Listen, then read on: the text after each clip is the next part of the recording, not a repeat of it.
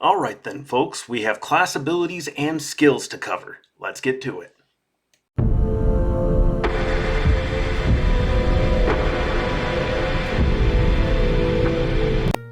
Hello everyone, and welcome back down here to the Gamer's Den with me, your host, Jordan, your Master of Lore and Storyteller Extraordinaire, here to bring you the next episode for the first edition Pathfinder Slayer Guide, today taking a look at their class abilities as well as their skills. Normally I try to throw feats into the mix with this here, but given that one of their class abilities, the Slayer talents, gives us options that allow us to access other feats, that really opens up a lot of options for us. So those two sections, Slayer talents as well as feats, are going to be covered in the next episode for the Slayer guide here. But we still have plenty to cover, so we're going to try to get into it as quick as we can. But before we do that, if you're new here to the channel, go on down there, hit the subscribe button, and become a regular member here at the Gamer's Den. Or if you've already gone on ahead and listed yourself on such an incredible roster of legendary heroes, then go on down to hit the like button and share the video far and wide. But now, let's start getting into this here. And to start things off, when it comes to being a Slayer, you get a D10 per level for your hit dice, which is pretty good all the way around. Good for somebody that's expecting to be in combat regularly, especially up close and personal and melee, but it may not be the area you want to stick around the whole time, which we'll get to in a moment. You also gain a number of skill ranks per level, 6 plus your intelligence modifier. Again, not bad at all, especially with the number of skills that you have. And if you're human and you're going to be getting those extra skill ranks each level, that goes a long way for you being able to max out a few more skills along the way, or spread your points and play the field just a little bit more there. You also get good fortitude and reflex saves, although you have poor will saves.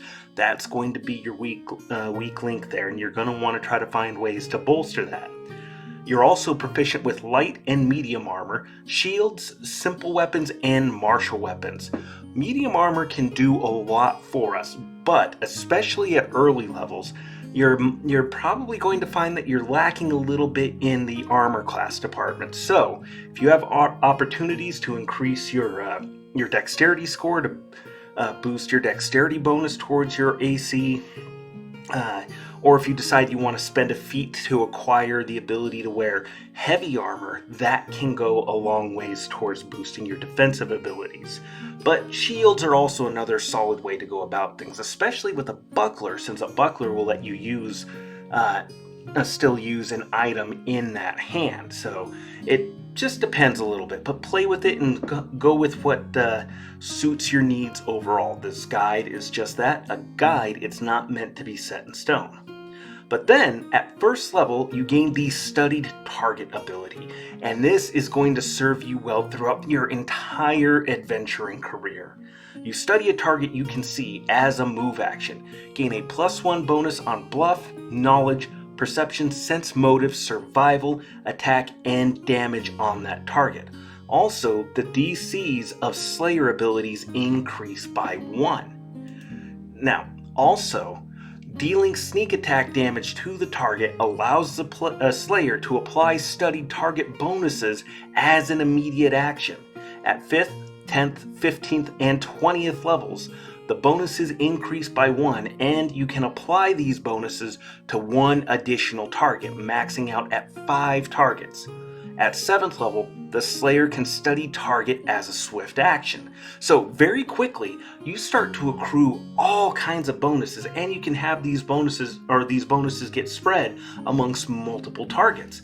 Now, generally, you're going to be focusing down one important target at a time. You're definitely built to be a very good character sniper. Medium armor, the stealth skill, a good dexterity score, that can allow you to get in close very, very well and ambush your target, getting a surprise round or getting into position to set up a flank with your party's fighter or paladin or brawler or war priest or whoever the main primary tank is. If it's not you, that can help you establish a really good flanking bonus. Or if you're working with a ranger or vigilante or any number of other classes that can benefit from flanking as well, you'll work really, really well together. Also at level 1, you gain the track ability, like Rangers do. Add 1/2 your Slayer level on survival checks to follow tracks. Now, I rate this higher than a lot of other DMs. Part of that is because I do set up situations where my players can use the track skill, or if they suggest that they could use the track skill, I go, yeah, that seems feasible. Go ahead and give me a check on that. So what this does is this helps to free up the number of skill ranks you need to invest in a skill like survival, because with very little effort, only occasional effort on part of the Slayer, even just at 1 rank, they throw 1 rank in there, they get the +3 miscellaneous bonus, then they, whatever their stat bonus may be, on top of that 1 rank, you're looking at a +5 right there. In this case, a +6, since you're adding 1/2 your level, you're not rounding down. You're getting a minimum of 1 out of this. You're getting an increasing scaling bonus that works really, really well with making sure that your ability to track targets stays on point. So very, very helpful. Then at 2nd level, we open up Slayer talents. At 2nd level and every 2 levels after, select a Slayer talent.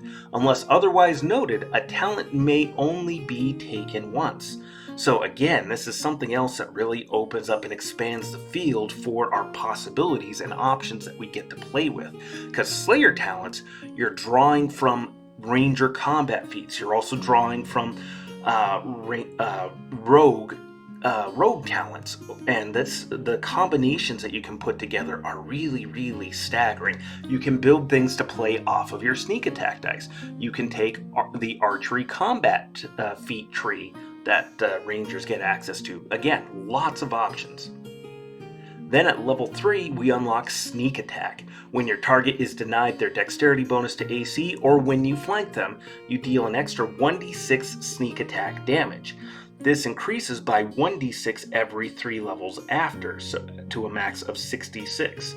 Ranged attacks must be made within 30 feet of the target to get the sneak attack bonus, but we still have some options to play around with that there, and even then, this still helps to make sure even ranged classes can be viable, although you're going to be more up close and personal doing the sneak attack damage.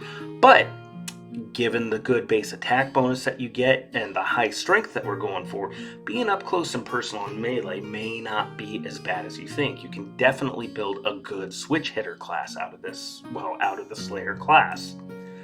Then for level 7, we unlock Stalker.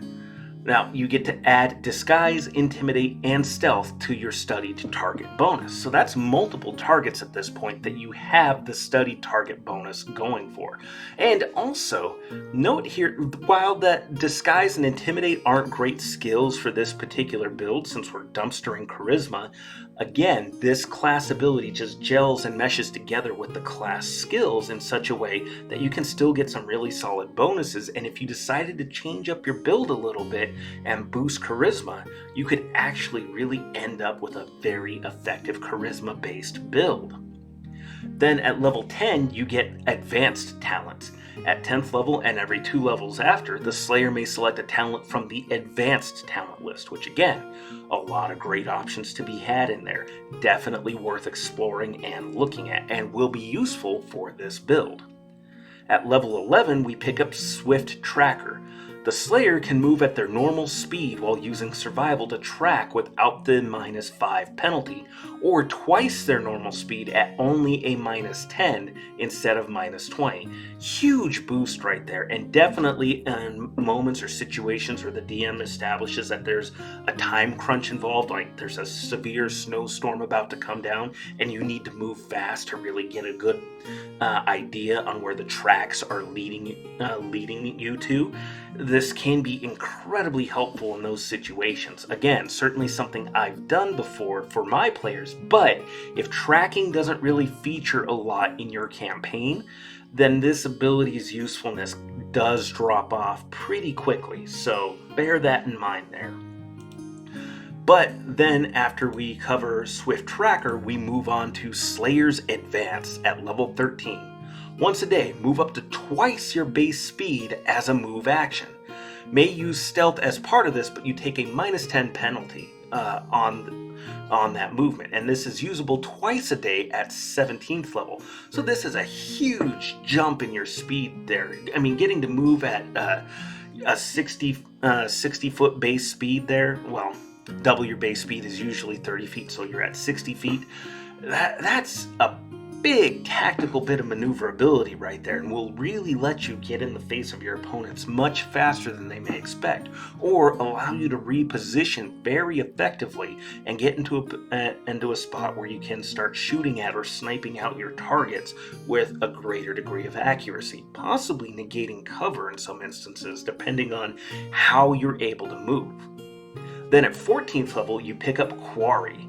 As a standard action, pick one target that's in line of sight. The Slayer can take 10 to use survival to track the target at normal speed without penalty.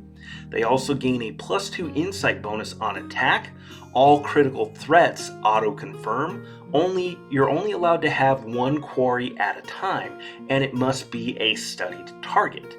You can't select a new quarry for 24 hours unless the Slayer sees proof that the target is dead. Then that time limit decreases to 1 hour. Absolutely incredibly handy, and just bear in mind that that +2 insight bonus stacks with that flat non-typed bonus of studied target for altogether a +3 bonus on attack. And to top it off, your critical threats on any of your attacks are auto-confirming. That's massive. That's a huge damage boost right there. The ability to track, again, varies in its usefulness depending on how your DM sets things up, but I actually really like having that bonus in there. Now, at 19th level, we pick up Improved Quarry. You can now select a quarry as a free action and take 20 using survival to track while moving at normal speed without penalty. The insight bonus to attack your quarry increases to a +4. If the target dies or the bonus is dismissed, it only takes 10 minutes to select another quarry. Now, that's going to be certainly between combats, but that's still a great opportunity for you to be able to free that up and switch between targets without having to wait around for an hour and potentially create a more dangerous situation for yourself. So again, 19th level, this ability is great, and you can see in comparison with a class like the Samurai, where everything's kind of disjointed and not really synergizing together very well, this class meshes everything together very nicely, because these bonuses to attack, tapping into survival, working with all the different skills that you can have access to with studied target and your base class skills, comes out really nicely to really help, and it does so without really limiting your build a whole lot. In fact, it encourages you to really play around and experiment with several different kinds of builds, which just opens up the kinds of viability for different classes, different characters of different ancestry and the like, all the way around. This is quickly becoming one of my favorite classes to cover and use, and I hope more of my players use it. But then lastly, we have Master Slayer at level 20. As a standard action, make a single attack against a studied target at your full attack bonus. Choose one of the following effects: kill, knock unconscious for 1d4 hours, or paralyze for 2d6 rounds. The target takes damage normally and must make a DC 10 plus 1/2 your Slayer level plus your intelligence modifier fortitude save. Regardless of the save, the target may not be targeted by this ability for 24 hours thereafter from you or any other Slayer.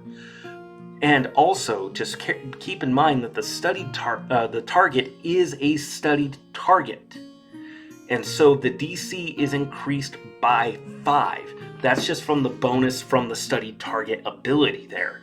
That's, again, a huge jump right there. And the fact that for this build we have a +1 intelligence bonus, for this you're looking at a DC 26 save. Now, fortitude saves, high fortitude saves in particular at this level, are going to be frequently common. But despite that, this is still a good option. You're still doing regular damage to the target. You can still kill them, knock them unconscious, or paralyze them. And I've seen some guides point out or claim that this isn't listed as a death effect, even though it has a kill option.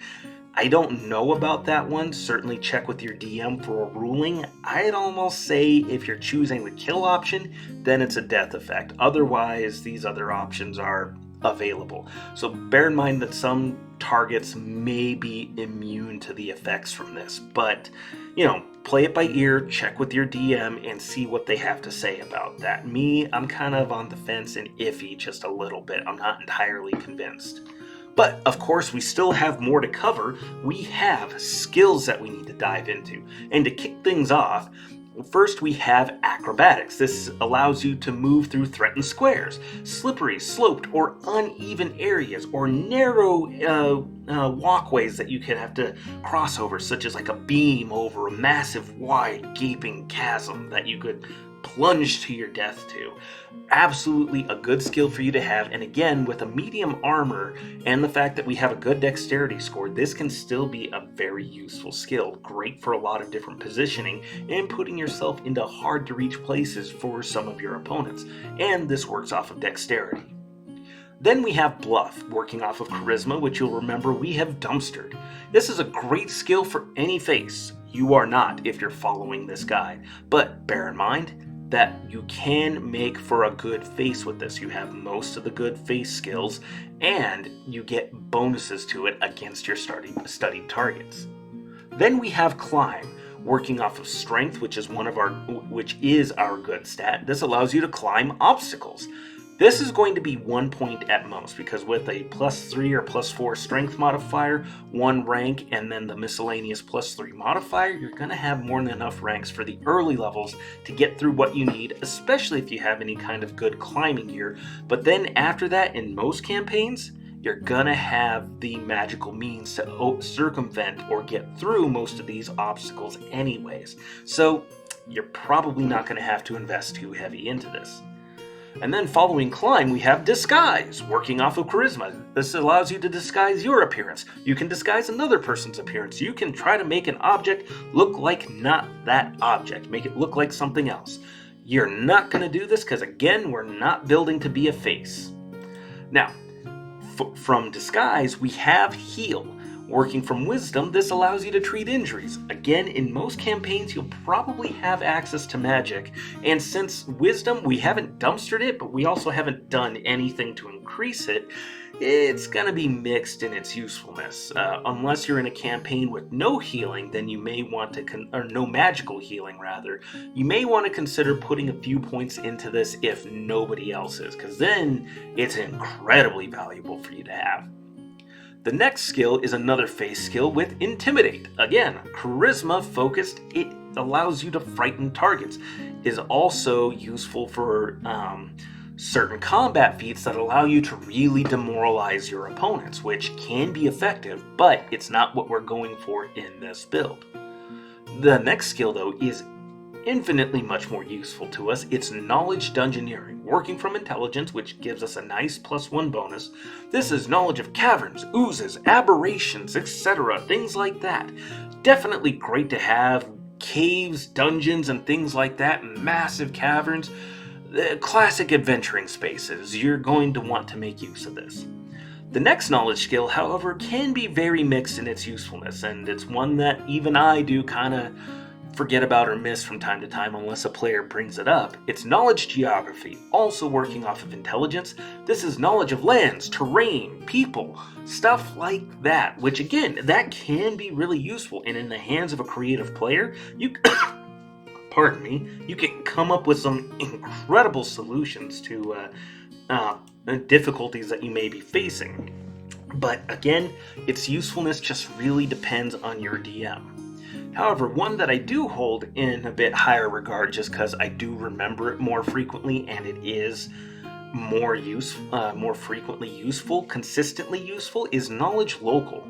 Also working from Intelligence, this covers humanoids, local traditions, customs, laws, or legends. Again, things that fit under that kind of generalized category. Knowing the lay of the land and generally what to do or what not to do can really be helpful in a lot of social situations. Help players be prepared ahead of time for any social encounters that you may be throwing at them, and help them to avoid committing or making any faux pas that really put them in a negative light for the locals.